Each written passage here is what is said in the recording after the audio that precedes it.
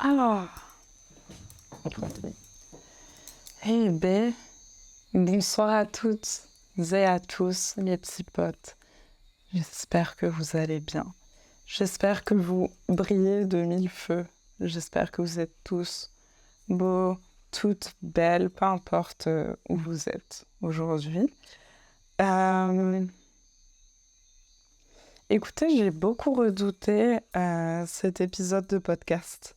Je vais pas vous mentir. J'ai même un peu peur de regarder la caméra, mais ça fait très longtemps que j'ai pas fait un épisode de podcast toute seule, où je, où je parle en fait, où on discute ensemble de moi à vous, de vous à moi. Et en fait, ça m'intimidait un peu. Ça m'intimidait un peu. J'ai fait beaucoup d'enregistrements. Il faut savoir, il faut sachez que au début de l'année 2024, donc là tout de suite, je vous parle, on est en novembre 2024. Il faut sachez que en janvier, février 2024, j'ai fait des tentatives d'enregistrement de podcasts de moi toute seule qui n'ont pas abouti et qui ne sont pas sorties en fait parce que je sais pas. En vrai, je sais pas. Je pense que j'avais peur. Je sais pas exactement. Genre, je saurais pas exactement vous décrire, mais en tout cas, je sais pas. Et même aujourd'hui, je sais pas, hein. Genre, là, je suis devant vous, devant la caméra, mais même aujourd'hui, je sais pas. Et d'ailleurs, c'est le premier Bluecast de moi toute seule enregistré devant une caméra. Et c'est assez intimidant aussi. On va pas se mentir. J'ai tellement pas l'habitude de parler genre en facecam comme ça et de pas bouger, tu sais. Enfin, parce que les fois où je parle toute seule avec ma caméra et tout, je suis en mouvement, tu vois, il se passe des choses. Non, là c'est juste moi assise sur mon bureau. Je me suis même pas assise sur ma chaise. Je me suis assise sur mon bureau. Je me suis mise bien à l'aise et je me suis dit, bon,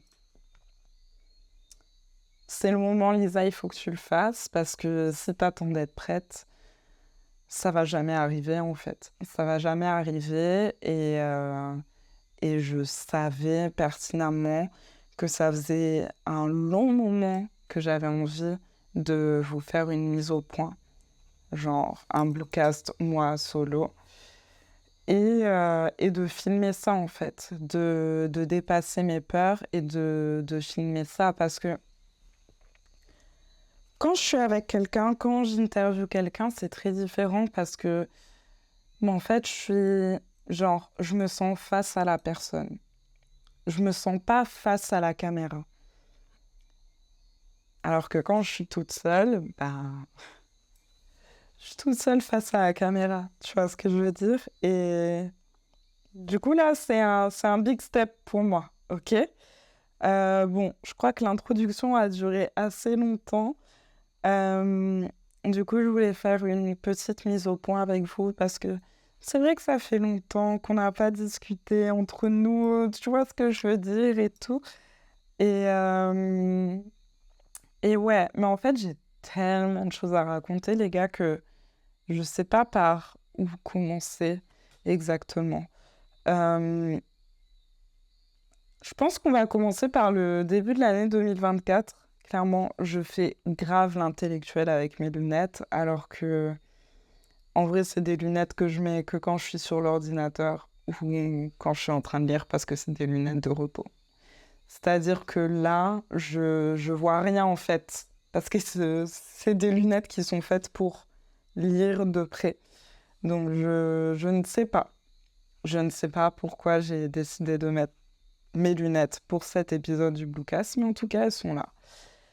Je disais, je pense qu'on devrait commencer peut-être au début de l'année 2024, sachant que là, comme je vous l'ai dit, on est en novembre, mais au début de l'année, j'avais la tête remplie de projets et de rêves que j'ai écrits, que j'ai partagés avec un de mes meilleurs amis qui est cher à mon cœur, qui s'appelle Faker. Euh, Puis, ouais, j'avais, je pense, beaucoup d'objectifs pour cette année.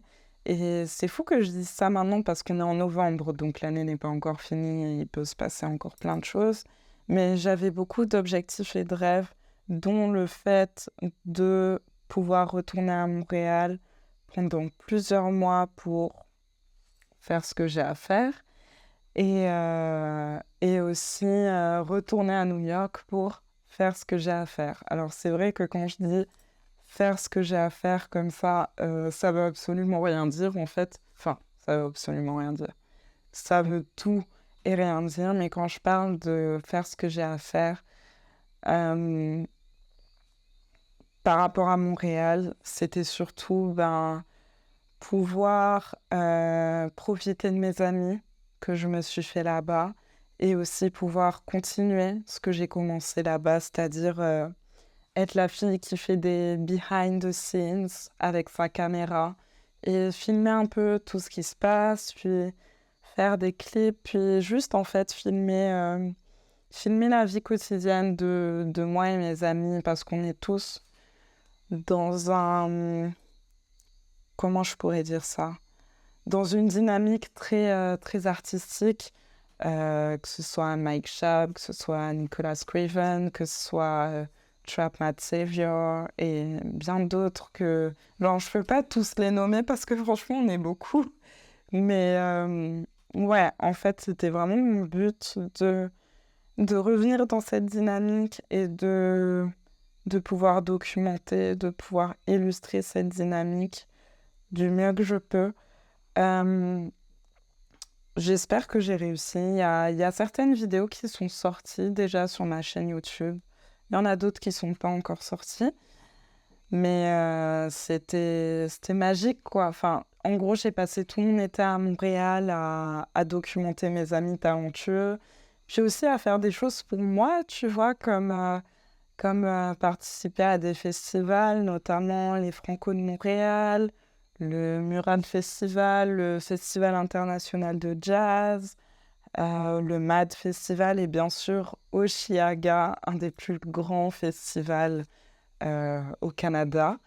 Et Osheaga, c'était vraiment spécial parce que j'ai pu, pour la première fois de ma vie, créer mon équipe et c'était assez fou pour moi parce que, bah, tu sais, quand j'ai commencé le journalisme dans la musique, la photographie, la vidéo et tout, c'était déjà assez difficile pour moi d'être acceptée dans un endroit, que ce soit une soirée, un concert, un festival, etc. C'était déjà très difficile d'être reconnue pour ce que je faisais, etc., etc. Et ça fait qu'il y a de nombreuses fois où, évidemment, j'ai appliqué la technique qu'on appelle la finesse et j'ai juste, en fait, je me suis juste dit, mais en fait, ils veulent pas de moi, mais moi, je veux être là et je veux être là et je veux prendre des photos. Donc, j'arrive, soit j'invente un mytho, soit je cache ma caméra quelque part, puis j'y vais, puis après, je prends mes meilleures photos, mes meilleures vidéos, puis tu rencontres un tel, un tel, et puis tu te retrouves dans des endroits auxquels tu n'aurais jamais pensé. Euh, donc ça, c'était vraiment mon mode de fonctionnement, je dirais, il y a 4 ans. Et puis, ben, les choses ont évolué depuis. Puis, j'ai continué, je pense, de pas lâcher, de persévérer, etc., etc. Et puis, là, je me retrouve avec un festival, un des plus grands festivals au Canada, donc même pas dans mon pays d'origine, enfin, mon pays d'origine, le pays où j'ai grandi, en tout cas, la France hexagonale. J'ai jamais eu cette chance, j'ai jamais eu de festival en France hexagonale qui m'envoie un message pour me dire Yo, Lisa, on adore ton contenu, on aimerait que tu participes à la prochaine édition de notre festival et tout. Donc pour moi, ça représentait vraiment quelque chose, sachant que le peu de demandes d'accréditation que j'ai envoyées en France, bah, j'ai jamais été acceptée en vrai, tu vois. Genre, j'ai toujours essuyé soit des non-réponses, soit des refus. Et au Chiaga, c'était vraiment différent parce que, en fait, on m'a dit, Lisa, on te veut, on aime bien ton contenu, etc. Et tu peux former ton équipe. Et puis, du coup, j'ai pu former mon équipe de professionnels, mais aussi d'amis, parce que ce sont mes amis d'abord, tu vois, mais je sais que c'est des personnes qui sont très fortes dans ce qu'elles font, que ce soit au niveau du son, que ce soit au niveau de la photographie, de la vidéo, et j'en passe. Et c'était vraiment une chance pour moi de me dire, mais en fait, là, je galérais toute seule il y a quelques années, puis là, genre, on m'ouvre les portes pour moi et d'autres personnes talentueuses. Donc en même temps, genre, c'est une chance pour moi et aussi pour des gens que j'aime. Et, euh, et ça, c'était assez fou en fait. Puis on s'est tellement amusé. Puis en fait, je vous invite à regarder le vlog. Le vlog, enfin, c'est plus qu'un vlog. C'est un documentaire sur YouTube de notre expérience en fait au festival. Et je je pense qu'à l'heure d'aujourd'hui, ça fait partie des plus belles expériences de ma vie. Euh, donc voilà, là, je vous ai fait un bilan en gros, en très très gros. Mais en vrai, il y a plusieurs choses dont j'aimerais parler, mais en même temps, j'ai peur. Mais en même temps, j'ai envie de vous en parler. Vous voyez ce que je veux dire ou pas? C'est compliqué.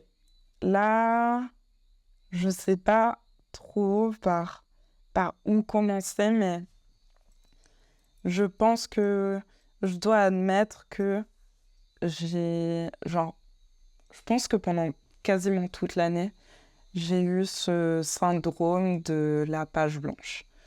Euh, Quand je parle de page blanche, c'est pas forcément par rapport aux créations que je fais avec d'autres personnes. Par exemple, quand j'invite quelqu'un dans mon podcast ou whatever, genre, ça c'est toujours très naturel, ça se passe toujours bien.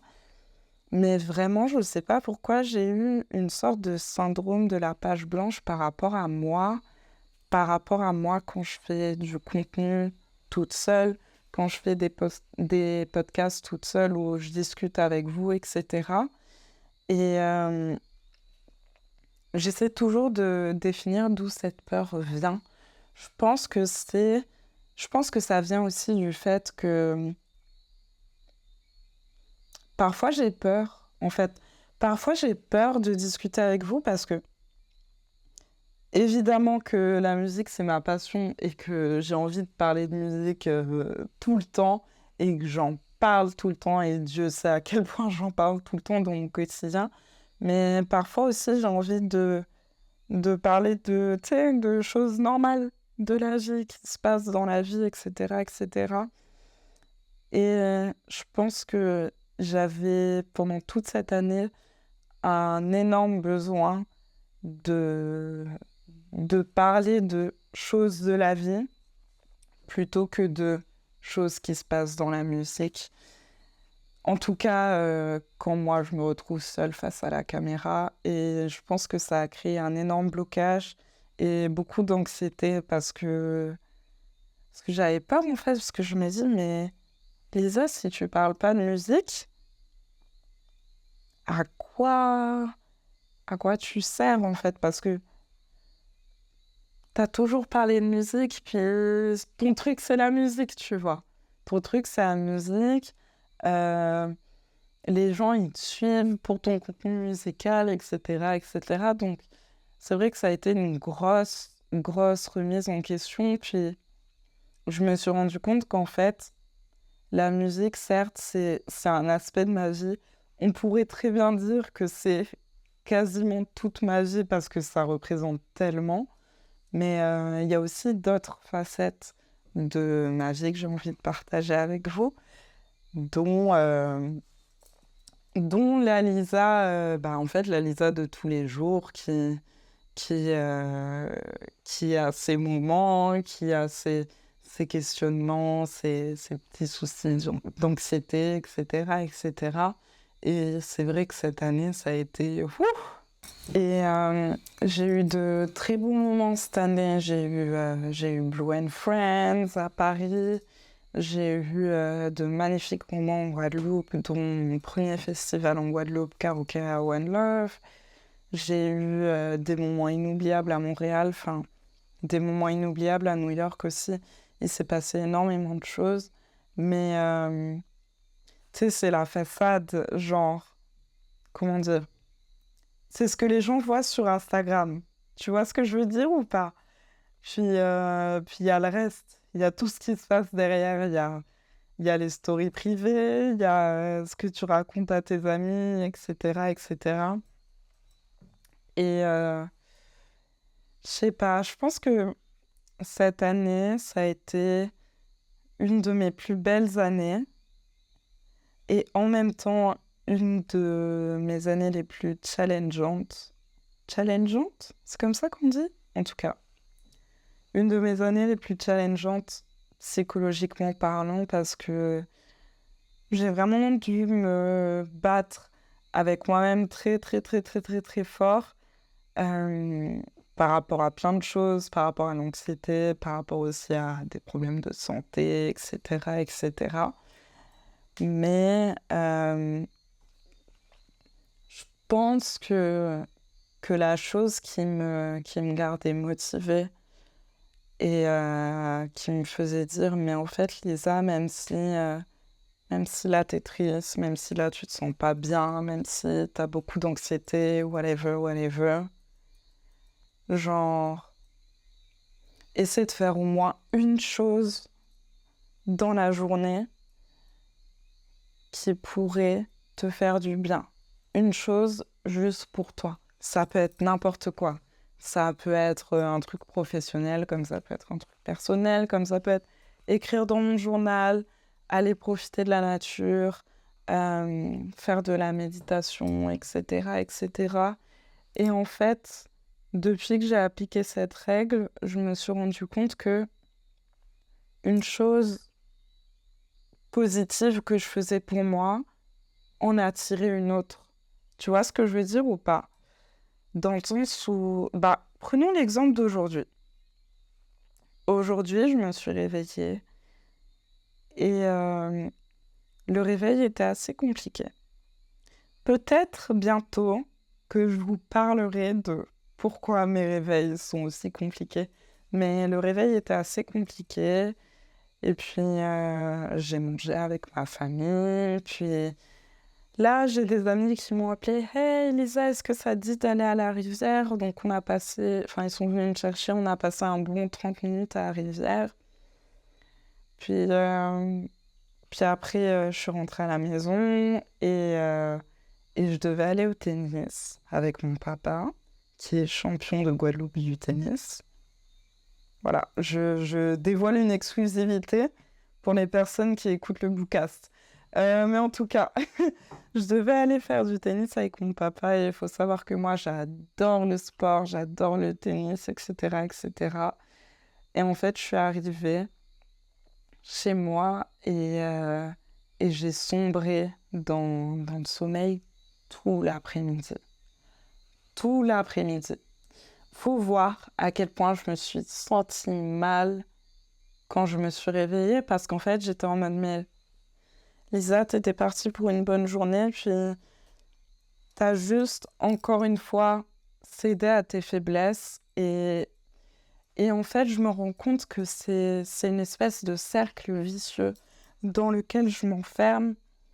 Puis je me dis tout le temps, en fait, une fois que je me dis, oh, ça c'est une chose que t'as pas bien faite, mais après, genre, il y a toutes les pensées négatives qui vont avec, puis ça fait une espèce de gros tourbillon, tu vois. Puis du coup, je passe mon temps à me dire, c'est pas bien, c'est pas bien, c'est pas bien, c'est pas bien. Sauf que ce qui est fait est fait. En fait, j'ai dormi tout l'après-midi, certes. Euh, Qu'est-ce que je peux y faire? Genre, peut-être qu'au lieu de m'apitoyer sur mon sort parce que j'ai dormi tout l'après-midi, parce que j'étais fatiguée, peut-être que je pourrais plutôt me demander qu'est-ce que je pourrais faire pour rendre cette journée meilleure? Puis je me suis posé cette question. Puis là, je me suis mise sur l'ordinateur. J'ai commencé à travailler, ça m'a motivée. C'était cool. Après, j'ai écouté de la musique que j'aimais. Après, j'ai appelé des gens que j'aime. Après ça, je me suis dit, peut-être que ça serait bien que tu fasses un peu de danse. J'ai fait de la danse, c'était très cool. Et après ça, je me suis motivée à faire mon petit bain de minuit dans la piscine. C'est fou. Franchement, je trouve ça fou de me dire, oh, je peux me faire des petits bains de minuit dans la piscine. Mais en tout cas, je me suis fait mon petit bain de minuit dans la piscine. Et c'est vraiment là quand, genre, j'avais la tête comme ça, qui regardait le ciel, puis il faisait noir, noir, noir. Du coup, je voyais toutes les étoiles et c'était magnifique. Puis, je pensais à plein de choses et puis je me suis dit qu'en fait, ben, c'est pas si pire. Ta journée était vraiment pas si pire que ça. Genre, arrête de t'auto-saboter. Essaye d'arrêter ce mécanisme où tu t'auto-sabotes tout le temps, en fait. Et en regardant les étoiles et tout, enfin, je sais pas pourquoi, je me suis dit, Lisa, c'est peut-être le moment, genre, là, c'est le moment où, quand tu vas rentrer dans ta chambre, tu vas set up ta caméra, tu vas mettre ton trépied, tu vas allumer ton micro, tu vas aller dans ton bureau et tu vas enfin enregistrer ce podcast que tu avais peur de faire. Et peu importe ce que tu dis dans le podcast, même s'il n'y a pas de fil conducteur, même s'il n'y a rien, au moins tu le fais, tu vois. Puis, soit les gens accrocheront avec, soit ils accrocheront pas. Et puis, c'est pas grave, tu vois. Mais au moins, toi, t'auras fait ce qui te fait du bien à toi. Et c'est comme ça que je me suis retrouvée là face à vous, après une peur de plus de 8 mois sans enregistrer de podcast toute seule. Puis là, je pense que c'est un step d'autant plus significatif pour moi parce que c'est la première fois que je fais un podcast filmé face à vous. Vous voyez ce que je veux dire? Et j'en suis super heureuse en vrai. Je suis plutôt fière de moi. Je suis plutôt fière de moi. Je suis fière d'avoir vaincu mes peurs. Après, je sais pas ce que ça annonce pour la suite. Je suis désolée si ce podcast était très fouillis. Je voulais juste vous faire un petit update et vraiment parler avec le cœur sans trop réfléchir, etc. Même si de base, tous mes podcasts, c'est vraiment fait avec le cœur et de façon très naturelle. Mais il faut savoir que celui-ci, là, tout de suite, il était vraiment, vraiment pas prévu. Et j'avais absolument aucun fil conducteur. Donc, je suis vraiment contente d'avoir réussi à le faire. Et je vous souhaite à vous aussi d'arriver à dépasser vos peurs et à réussir à faire quelque chose qui vous fait du bien aujourd'hui. Enfin, peu importe à quel moment vous écoutez ce podcast, mais je vous le souhaite sincèrement et je vous dis à bientôt pour un nouvel épisode du Bluecast. Bisous, bisous!